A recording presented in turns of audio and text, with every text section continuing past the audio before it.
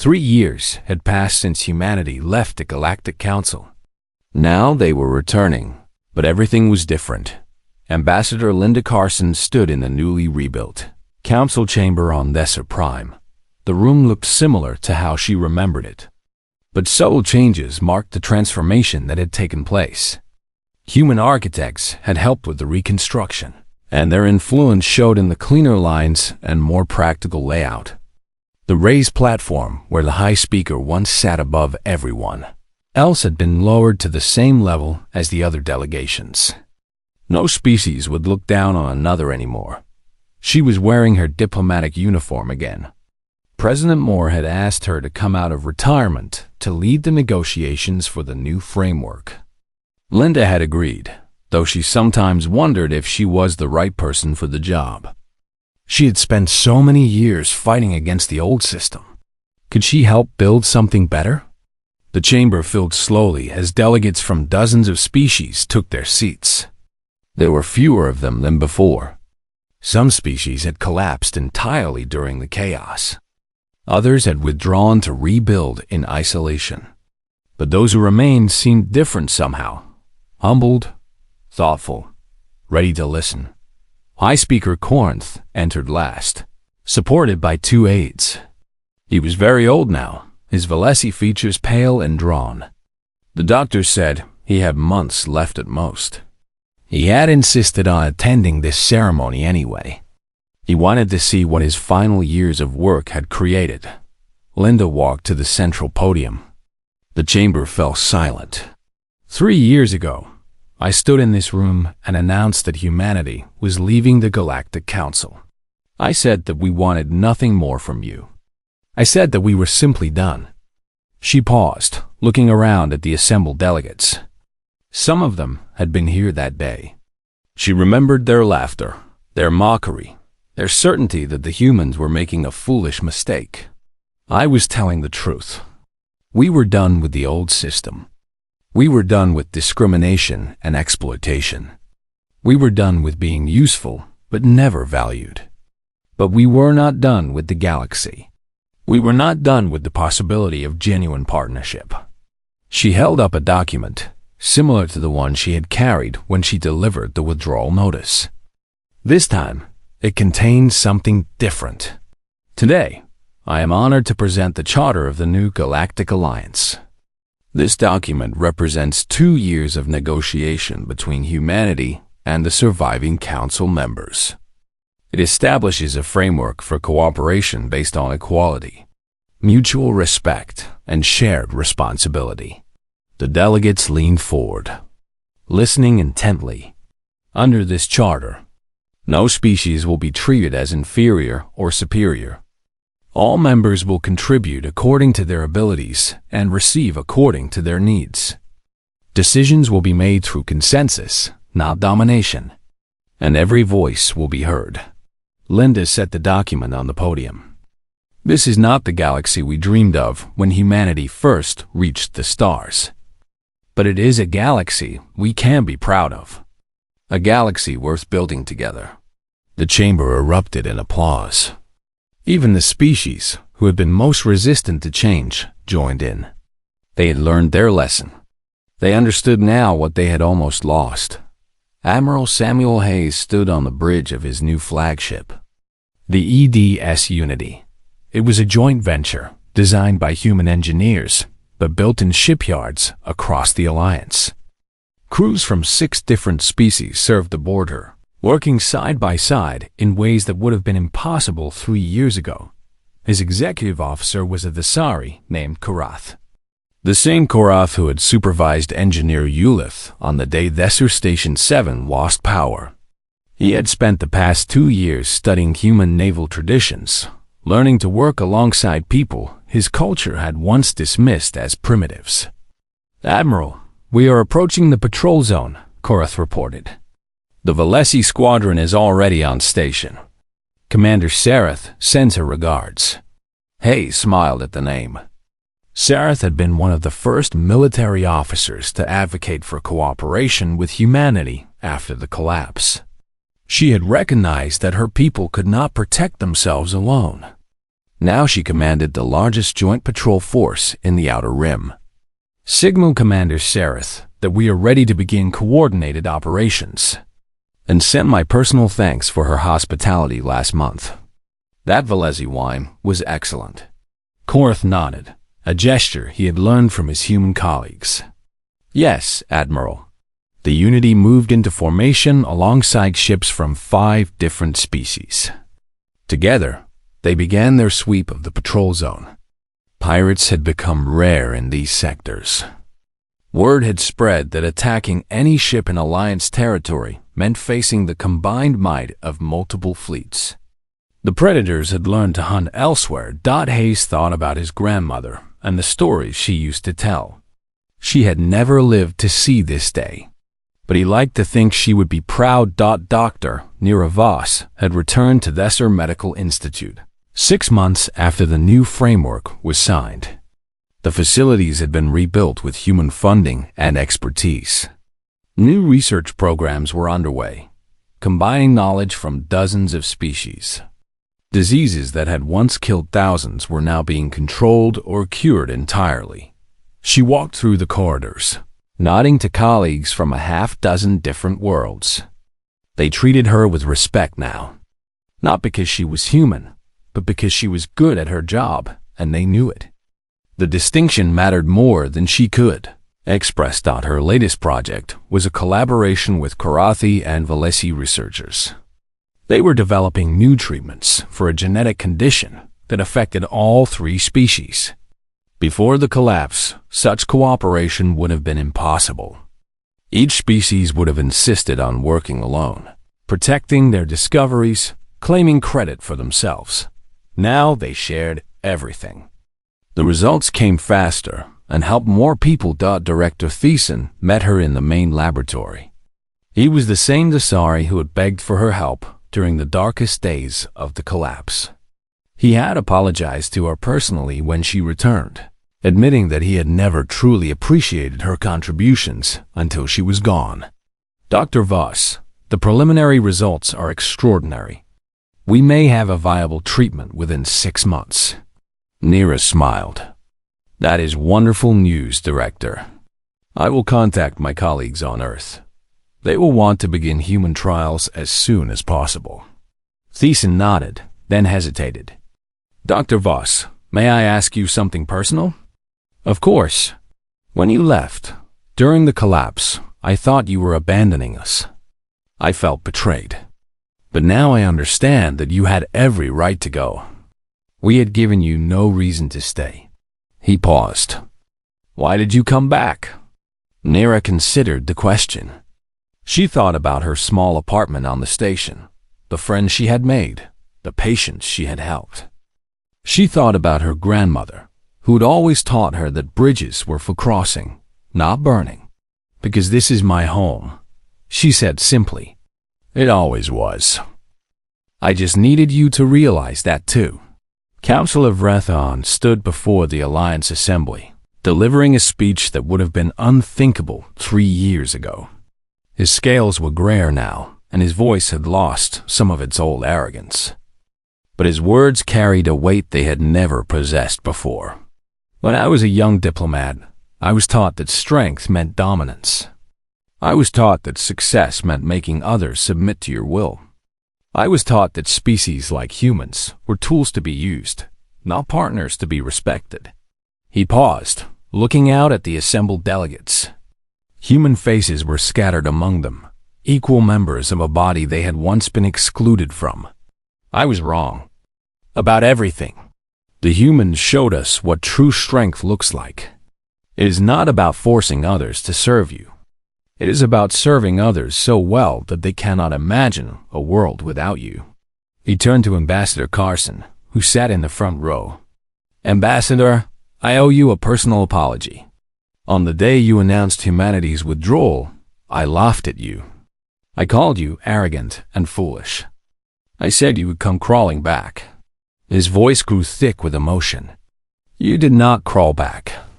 You walked back, with your heads held high, and you offered us a chance we did not deserve. I will spend the rest of my life trying to be worthy of that chance. The assembly rose in a standing ovation. Retham wiped his eyes and stepped down from the podium. High Speaker Corinth watched from his seat, too weak to stand. He knew his time was nearly over. The doctors had given him weeks, perhaps days. But he had seen enough. He had seen the beginning of something new. Ambassador Carson approached his seat after the ceremony. She knelt beside him so they could speak quietly. "Hi, Speaker. How are you feeling?"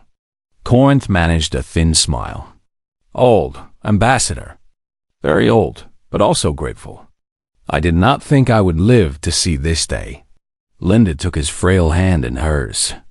"You helped make this possible. You had the courage to admit your mistakes and ask for help. That took strength." "No," Corinth said softly. "Strength is what you showed. Leaving when staying was easier.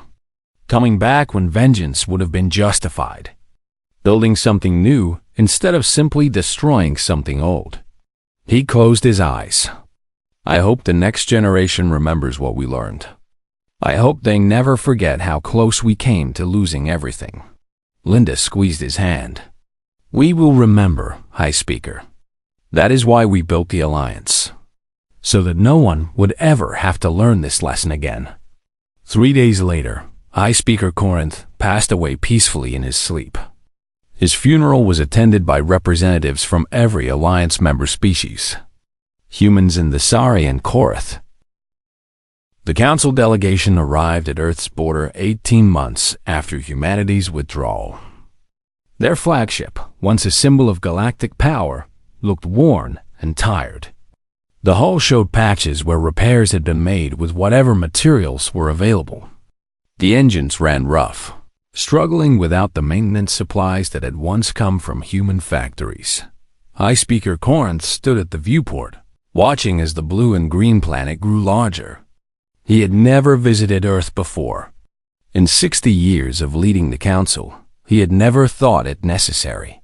Earth was just another member world, home to a species that was useful but not important. He understood now how wrong he had been. The communications officer approached him nervously. "High Speaker, we are being hailed by the Human Border Patrol. They are requesting our intentions." Corinth straightened his robes. "Tell them the truth. We are here to speak with their government. We come in peace and humility." The officer sent the message. Long minutes passed before a response arrived. The human commander's voice was polite but cool. "Council delegation, you are cleared to proceed to Orbital Station Geneva. A diplomatic escort will meet you there. Please follow the designated flight path and do not deviate." The flight path took them past Earth's defensive platforms. Corinth counted dozens of weapon systems, all of them pointed at his ship. The humans had been busy during their time away. They had prepared for the possibility that the Council might try to take by force what they had once demanded as tribute. Council of Reth-An stood beside Corinth, his scales pale with anxiety. The two had been enemies for years, but circumstances had made them reluctant allies. Rethan had insisted on joining the delegation. He said he needed to apologize in person. Corinth suspected he was also looking for a way to save his political career, but the motives mattered less than the action. They docked at Geneva Station and were met by a security team. The humans were professional and efficient, scanning them for weapons and escorting them to a conference room. The walls were decorated with images of Earth's history, from ancient civilizations to the first moon landing to the expansion into the stars. President Catherine Moore arrived exactly on time. She was a tall woman in her 50s, with gray-streaked hair and sharp eyes that missed nothing. She had led Earth's government through the withdrawal and the difficult rebuilding period. She had made decisions that some called harsh and others called necessary. Behind her came General Marcus Webb, a broad-shouldered man with a scarred face. He had spent 30 years fighting in the Council's wars, protecting species that had never thanked him. Now he commanded Earth's military forces, and his expression made clear that he had not forgotten the past. Ambassador Linda Carson entered last. She had been retired for 6 months, but President Moore had asked her to advise on this meeting. Linda had agreed, though she was not certain what she could contribute. She had said everything she needed to say when she delivered the withdrawal notice. The delegation sat facing each other across a wide table. The silence stretched for long moments. High Speaker Corinth spoke first. President Moore, I want to thank you for agreeing to meet with us. I know that we do not deserve your hospitality. President Moore nodded slightly. You are correct, High Speaker. You do not. But we believe in hearing what others have to say, even when we expect to be disappointed. Vrathon flinched at the bluntness. He'd spent his career in diplomatic circles where words were always softened and meanings were hidden. Humans apparently did things differently. Corinth continued. I will not waste your time with excuses. The Council treated humanity badly. We discriminated against your people. We took advantage of your generosity. We refused to recognize your contributions. And when you finally had enough and left, we laughed and called you arrogant. He paused, gathering his strength. We were wrong. We were fools. And now we are paying the price for our foolishness. General Webb leaned forward. We know what is happening in Council space. Our intelligence services have been monitoring the situation. The pirate raids, the food shortages, the civil conflicts. Your civilization is collapsing. Vrathon lowered his eyes. Yes, General. It is. And now you want us to save you, Webb continued. You want the species you mocked and exploited to come back and fix all your problems. Is that correct? Corinth met Webb's hard gaze. Yes, that is exactly what we are asking. We have no pride left. We have no alternatives. We are begging you to help us. President Moore exchanged a glance with her advisors. Webb's expression was skeptical. Linda Carson's face revealed nothing. High Speaker, Moore said. I have spent the past 18 months listening to reports about the Council's collapse. I have also spent that time listening to my own people. Do you know what they tell me? Corinth shook his head. They tell me about their grandparents who were denied promotions because of their species. They tell me about their parents who worked twice as hard for half the recognition. They tell me about children who grew up believing they were inferior because that was what the galaxy taught them. She leaned forward, her voice hardening. They tell me that we should let the Council burn. They say you deserve everything that is happening to you. And honestly, High Speaker, they are not wrong. Vrathon made a small sound of distress. Corinth simply nodded. I understand, President Moore. I cannot argue with anything you have said. Moore studied him for a long moment. But you are going to ask anyway. Yes, because there are innocent people suffering. Children who had no part in the decisions that hurt humanity. Ordinary workers and farmers who just want to feed their families. Scientists and doctors who are trying to help their communities survive. They do not deserve to die because their leaders were cruel and stupid. Ambassador Carson spoke for the first time. High Speaker, I spent 30 years trying to convince the Council to treat humanity fairly. I failed. Why should I believe that anything has changed? Corinth turned to face her. Ambassador, I cannot prove that things have changed. I can only tell you what I have seen. I have watched proud species humbled by their own arrogance. I have watched leaders who once sneered at humans now praying for their help. I have watched an entire civilization realize too late how much it depended on the people it despised. He paused, his voice growing softer. Has that suffering made us better? I do not know, but I believe it has made us ready to learn. And I believe that humanity has something to teach us, if you are willing. General Webb shook his head. Pretty words, High Speaker. But words are easy. The Council made promises before. They were never kept. President Moore raised her hand, silencing Webb. The General, is correct. We have no reason to trust the Council's promises.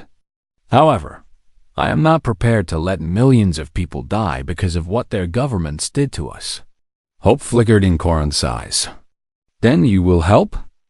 I am prepared to discuss the possibility of limited assistance, but it will be on our terms, not yours.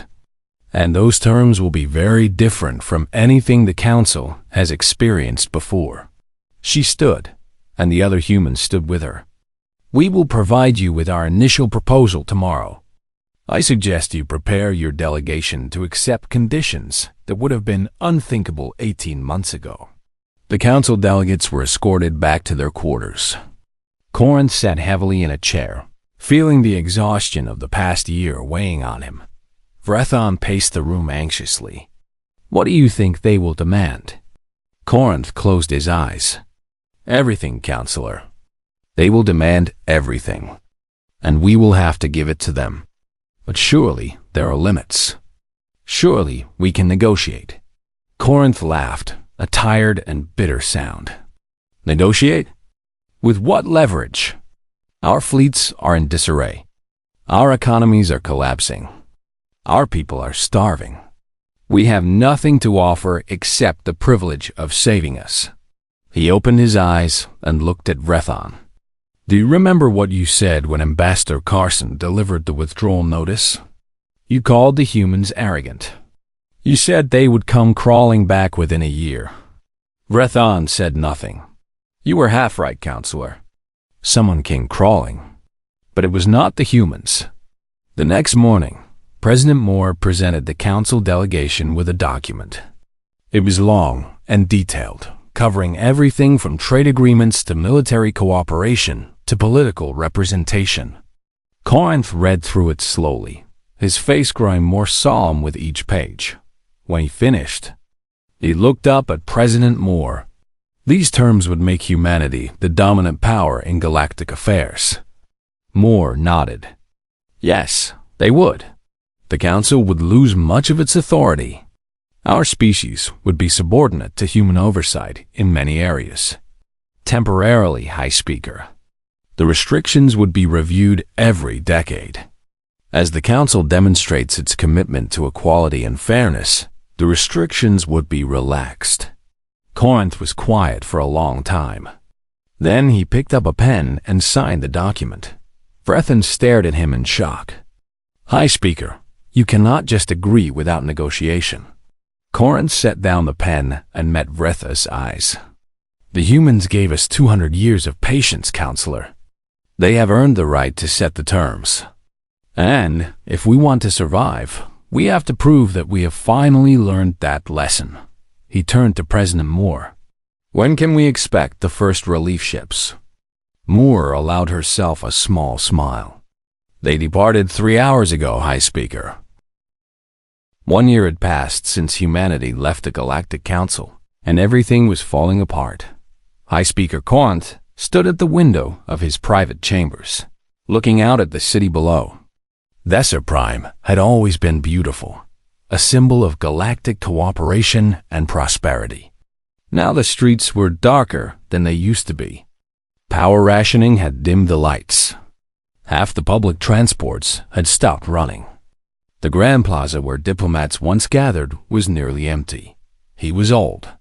He had been old when the humans left, and the stress of the past year had aged him further. His hands trembled as he held his morning tea.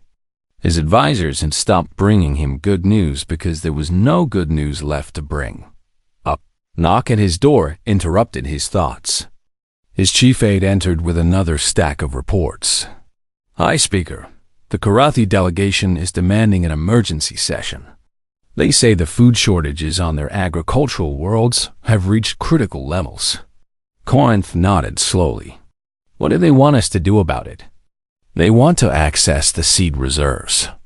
The emergency stocks that were meant to last for generations. The seed reserves.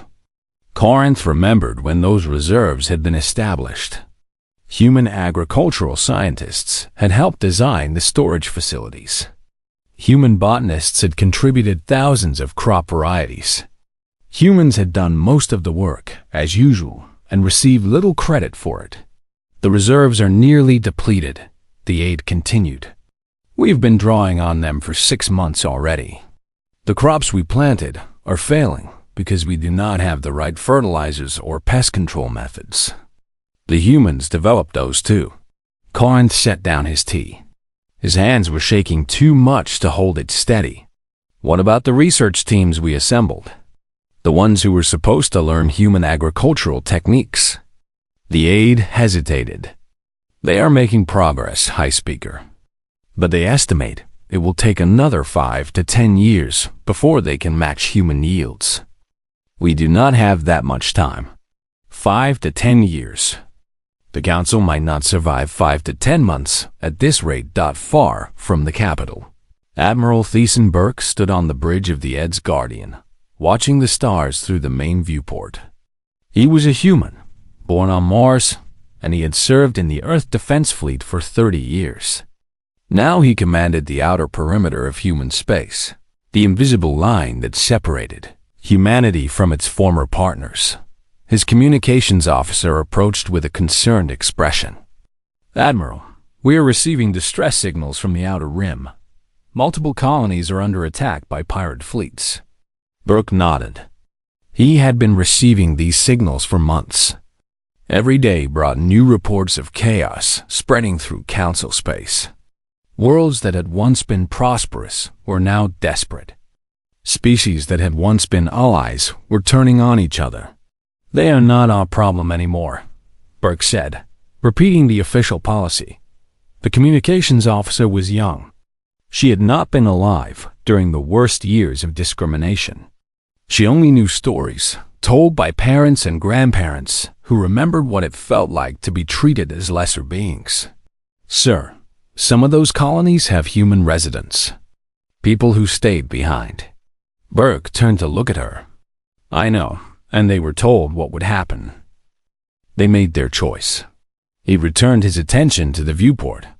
Somewhere out there, beyond the safe borders of human space, the galaxy was burning. Part of him wanted to help. Part of him remembered the oaths he had sworn, the ideals he had believed in when he was young. But another part of him remembered his grandmother's stories. She had worked on a council station for 40 years. Always passed over for promotion, always paid less than her colleagues, always told that she should be grateful for the opportunity to serve. She had died believing that her sacrifices would make things better for future generations. They had not. The discrimination had continued until the day the humans left. Burke would not send his people to die for those who had never valued them. On Nesser Prime, the council chamber had become a battlefield. Council of Rethon stood at his delegation's podium, his green scales flushed dark with anger. He was pointing at the Karathi representative, shouting accusations that echoed through the Great Hall. Your people hoarded resources while others starved. You sabotaged the relief efforts to your own benefit. The Karathi delegate shouted back. Your species started this crisis by driving the humans away. You mocked them in this very chamber, while they were our only hope of survival. High Speaker Corinth banged his ceremonial staff against the floor, trying to restore order. No one listened. The delegates were too angry, too frightened, too desperate to care about protocol. The Valesi military commander had brought armed guards into the chamber for the first time in 300 years. The Thesari ambassador had recalled her staff and was threatening to withdraw from the council entirely. The smaller species were forming desperate alliances, trying to protect themselves from the larger powers. Everything the council had built over millennia was crumbling in a single year. Rethon finally fell silent. He looked around the chamber at his former allies, now his potential enemies. He thought about the day the human ambassador had delivered her withdrawal notice. He remembered laughing at her. He remembered telling jokes about human arrogance. While his colleagues applauded, he did not feel like laughing anymore. That night, he sent a secret message to Earth. He addressed it to Ambassador Linda Carson, retired. He apologized for his behavior. He begged for help. He promised that things would be different if the humans returned. The response came 3 days later. It was brief and polite. Ambassador Carson thanked him for his message. She understood his situation, but she was not in a position to help, and even if she were, she was not certain that help would be appropriate. The Council had spent 200 years teaching humanity that they were not wanted. Humanity had finally listened. Captain Paula Reyes commanded Border Station 12, a small outpost at the edge of human space. Her job was to monitor traffic, maintain security, and report any unusual activity. It was quiet work, usually not anymore. Every day brought more refugee ships. The Zari families fleeing the chaos. Korathi merchants whose businesses had collapsed. Valesi soldiers who had deserted their posts rather than fight in the civil conflicts. Spreading across Council space. They came to the border and begged to be let in. They promised to work hard, to follow human laws, to never cause trouble. Some of them cried. Some of them had children who were sick or hungry. Paula had to turn most of them away. Human space did not have the resources to absorb millions of refugees. The government had established strict quotas, and she had to enforce them. But sometimes, late at night, she would authorize a ship to pass through. A family with young children. A scientist who might contribute something valuable. A doctor who could help in human hospitals. Her superiors knew what she was doing. They never told her to stop. On one of those nights, a small Asari vessel approached the station. Paula checked the passenger manifest. 1 adult, 1 child. The adult was elderly. The child was 5 years old.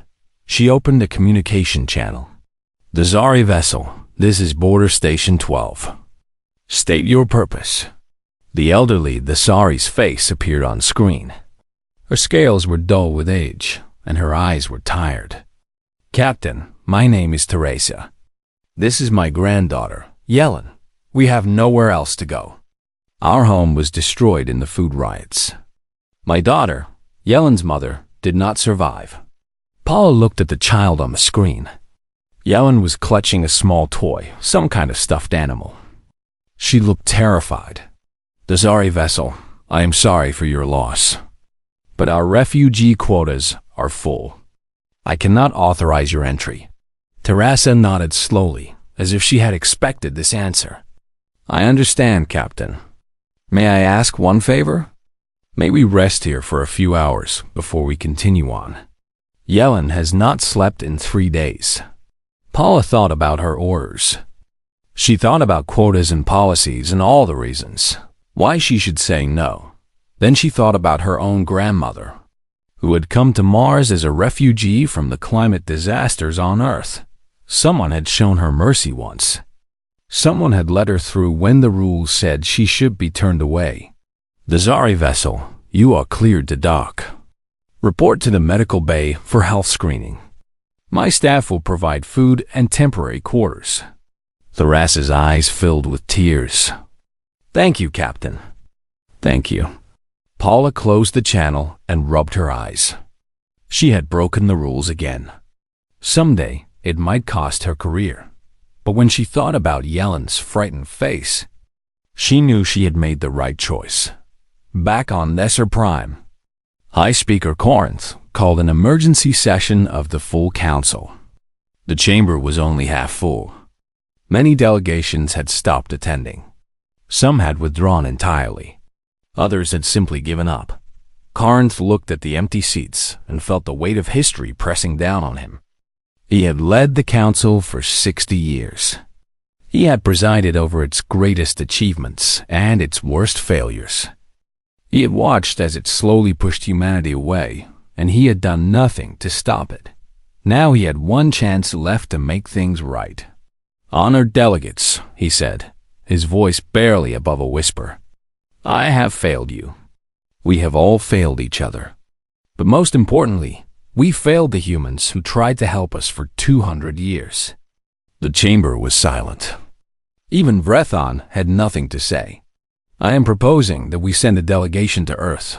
not to demand, not to threaten, not to negotiate from strength. 3 months had passed since the humans left, and Trade Minister Palax was beginning to worry. He sat in his office on Karathi Prime, surrounded by reports that made no sense. Shipments were delayed. Factories were shutting down. Prices were rising across dozens of sectors. His staff brought him new problems every hour, and none of them could explain what was happening. Palax was a practical man. He had served in the Trade Ministry for 40 years, and he understood how the galactic economy worked. Or at least he thought he did. "Explain this to me again," he said to his assistant, pointing at a report on his screen. "Why has the Desser orbital station reduced its output by 30%? His assistant, a young Karathi named Melith, shifted nervously. "Minister, the station's manufacturing systems require certain components for maintenance. Those components were produced by human factories. Without them, the machines are failing." Palax frowned. "Then find other suppliers. Surely someone else makes these components." Melith hesitated.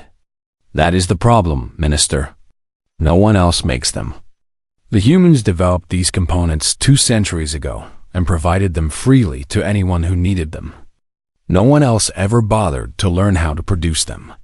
This was ridiculous. Palax pulled up the manufacturing database and began searching. He found the components in question, small devices that regulated power flow in heavy machinery. The database showed that every single unit in galactic circulation had been manufactured on Earth or in human colonies.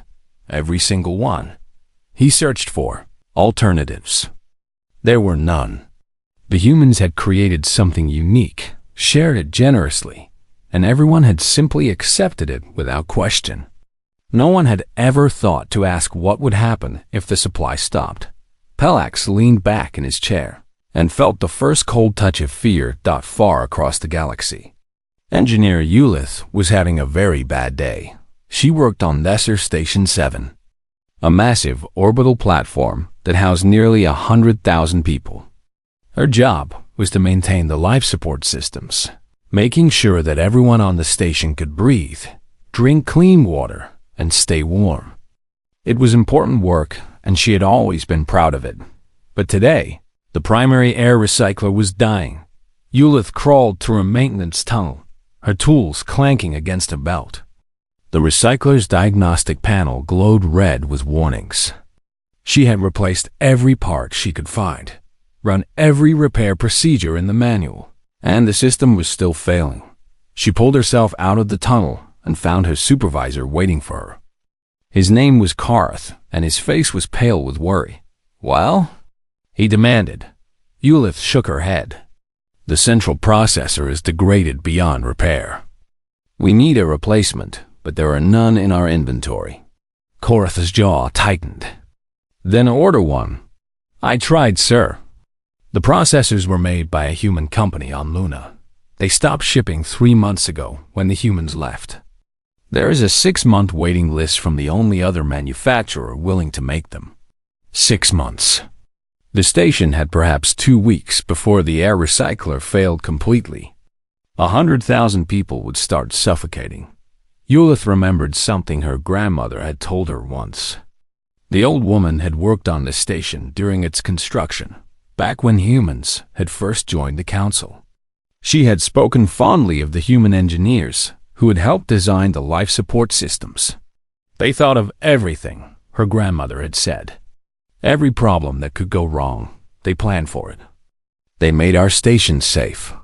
Those same humans were gone now, and Eulith was beginning to understand just how much the station had depended on them. Commander Sereth of the Valesi military was reviewing patrol reports when she noticed that the pattern she had commanded the Border Defense Force for 15 years. Her job was to protect the outer rim territories from pirates, smugglers, and other threats. It was challenging work, but she had always managed to keep the borders secure. Until now. The report showed a sharp increase in pirate attacks over the past 3 months. Cargo ships were being raided. Mining colonies were being robbed. Small settlements were crying for help that arrived too late. Sarah studied the patrol schedules, trying to understand what had changed. Then she saw it. The human patrol routes were empty. She had never paid much attention to the humans before. They were just another species, doing their share of border duty like everyone else.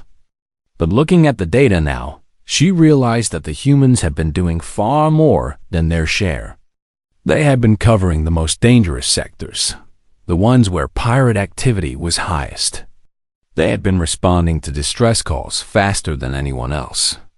They had been doing the hard, dangerous work that no one else wanted to do, and they had done it quietly, without complaint for nearly 2 centuries.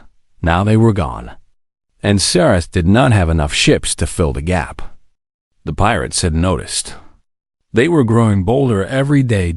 She sent a request to the council for additional forces. The response came back 3 days later. Her request was denied. The council was dealing with other priorities. Sarah read the denial message and felt something she had not experienced in a long time. She felt helpless. Dr. Nira Voss was one of the 12,000 humans who had chosen to stay in council space. She worked as a xenobiologist at the Dasari Medical Institute, studying diseases that affected multiple species. Her research had saved thousands of lives over the years. Now her colleagues were looking at her differently. It started small. A question here, a request there. Could she explain how the human diagnostic equipment worked? Could she help repair the genetic sequencer that a human technician had always maintained? Could she find a replacement for the medicine that human pharmacists had developed? Nira tried to help, but she was a biologist, not an engineer or a chemist. She did not know how to fix machines or manufacture drugs. She had always relied on the same support systems as everyone else. But to her colleagues, she was human. And right now, humans were the only people who could solve the problems that were multiplying across the station. "You have to understand," she told Director Thiessen one afternoon. "I am just one person. I cannot replace an entire civilization's worth of knowledge and infrastructure." The director, a tall Dasari with graying scales, looked at her with desperate eyes. "Then, what are we supposed to do? Our patients are dying. We are running out of treatments. The supply ships from human space have stopped coming." Nira had no answer for him. She watched him walk away, his shoulders bent under the weight of problems he could not solve. That night, she received a message from her sister on Earth. The humans were doing well. The transition had been difficult, but they were rebuilding their economy around their own needs now. They were focusing on their own people, their own worlds, their own future. Her sister asked if Nira wanted to come home. Nira looked around her small apartment on Nesser Station 7.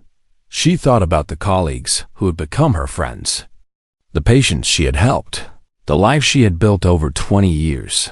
Then she thought about the way Counselor Vrethan had spoken about humans in the chamber 3 months ago. She thought about all the small insults and casual discrimination she had endured. She thought about being called useful instead of valued, tolerated instead of respected. She began packing her bags. 1 week later, Desert Station 7 lost main power. The backup systems held for 6 hours before they failed too. Emergency shuttles evacuated most of the population, but nearly 3,000 people did not make it out in time. The council held an emergency session to discuss the disaster. They blamed equipment failure, budget cuts, and bad luck. No one mentioned the humans, but in the quiet moments, in the private conversations that happened away from the official record, a different truth was beginning to spread. The humans had not just left. They had taken something with them, something that the council had never appreciated, never acknowledged, and never thought to preserve. They had taken their quiet competence, their tireless service, and their unrecognized expertise. The council was only beginning to understand what that loss would cost them. Ambassador Linda Carson stood before the Galactic Council for the last time. The great chamber stretched around her in a half circle, filled with representatives from 47 species. Their faces showed boredom, amusement, and in some cases open contempt. She had seen these expressions many times over her 30 years of service. Today would be the last day she would have to endure them. She held a single document in her hands. The paper was old-fashioned, a human tradition that the other species found primitive. But Linda believed that some moments deserved the weight of something physical, something real. High Speaker Corinth sat at the center of the raised platform, his pale Valesi features showing the weariness of age. He had led the council for 60 years, and in that time he had watched humanity rise from newcomers to full members. He had also watched as that membership became increasingly hollow. Linda cleared her throat. The chamber fell into an impatient silence. High Speaker Honored Delegates, she began, her voice steady and calm. I come before you today not to argue, not to plead, and not to demand. I come to inform you of a decision that the United Earth government has made after careful consideration. Councillor Vreth An of the Zasari delegation let out a soft laugh. His green scales caught the light as he leaned toward his aide, whispering something that made them both smile. Linda ignored him. She had learned long ago that reacting to his insults only encouraged more of them. 200 years ago, humanity joined this council with hope and enthusiasm. We believed that we had found our place among the stars. We believed that cooperation and mutual respect would define our relationships with your species. We were wrong. The chamber grew quieter. A few delegates shifted in their seats. Over the past century, human colonies have faced increasing trade restrictions. Our merchants pay tariffs that no other species must pay. Our ships are searched at every checkpoint while others pass freely. Our representatives are assigned to committees where we have no real voice. Our contributions to science, medicine, and security are either ignored or claimed by others. High Speaker Corinth raised one thin hand. Ambassador Carson, we have heard these complaints before. The Council has repeatedly explained that these measures are temporary and necessary for galactic stability. Linda nodded slowly. Yes, High Speaker. Temporary. That word has been used for 87 years now. I believe we have been patient enough. She lifted the document and read from it clearly. The United Earth government hereby formally withdraws from the Galactic Council. All human diplomatic personnel will depart Council space within 90 days. All human citizens residing in Council territories have been advised to return home. All trade agreements, security partnerships, and scientific collaborations are hereby terminated. For a moment, the chamber was completely silent. Then Councillor Vrethan burst into laughter. This is a joke, he said, his voice carrying across the room. The humans are throwing a tantrum because they did not get their way. They will come crawling back within a year. Several other delegates joined in the laughter. Linda watched them with an expression that revealed nothing of her thoughts. High Speaker Corinth did not laugh. His old eyes studied Linda with something that might have been concern. Ambassador, surely this is a negotiating tactic. What do you actually want? What will make humanity stay? Linda folded the document and placed it in her pocket. Nothing, High Speaker. We want nothing from you anymore. We are simply leaving. She turned and walked toward the chamber doors. Her footsteps echoed in the sudden quiet that had fallen over the delegates. Some of them were beginning to realize that she was serious. Others still wore smiles of disbelief. Outside the chamber, Captain Samuel Hayes waited with a small security detail. He was a tall man in his 40s, with gray at his temples and worry lines around his eyes. The Ed's Horizon, his ship, was already prepared for departure. How did they take it? He asked as Linda approached. About as expected, she replied. Laughter, mockery, confusion. They think we are bluffing. Samuel fell into step beside her as they walked toward the transport bay. Are we? Linda glanced at him. You have read the same reports I have, Captain. You have seen how our people have been treated. Do you think we are bluffing? He was quiet for a moment. No, I think we should have done this 50 years ago. The corridors of Desser Prime's diplomatic complex were crowded with beings of every shape and size. Most of them did not even glance at the departing humans. They had never paid much attention to humanity anyway. That was part of the problem, Linda thought, about the journey that had brought her to this moment. She remembered her first day as a junior diplomat, so proud to represent Earth among the stars. She remembered the first time a Thessari official had called humans useful servants, in what he thought was a private conversation. She remembered the trade deal that had been stolen from human negotiators and given to Karathi merchants. She remembered the human scientists whose research had been published under alien names. She remembered the colony on Vega 7 that had been denied emergency supplies during a plague because processing the request was not a priority. 200 years of small insults, quiet discrimination, and deliberate neglect. 200 years of being told to wait, to be patient, to understand that these things took time. 200 years of hoping that if humanity just worked hard enough and proved themselves valuable enough, they would finally be accepted as equals. That hope was dead now. Linda had buried it herself. The transport bay was busy with the final evacuation efforts. Human families carried their belongings onto shuttles. Children asked their parents why they had to leave their homes. Young diplomats who had dreamed of careers in the council packed their offices in silence. Captain Samuel Hayes received a communication on his device. He read it and nodded grimly. The last evacuation ships have departed from the Outer Rim colonies, he reported. All human citizens who wish to leave have been collected. Those who chose to stay have been advised that they will have no official support. Linda nodded. How many stayed? About 12,000, spread across council space. Most of them have families with alien spouses. A few just consider those worlds their home now. 12,000 out of nearly 8 billion humans who had lived in council space. The numbers told their own story. Linda boarded the horizon and made her way to the observation deck. Through the wide windows, she could see the Desser Prime spread out below. The city lights of the capital sparkled in the evening darkness.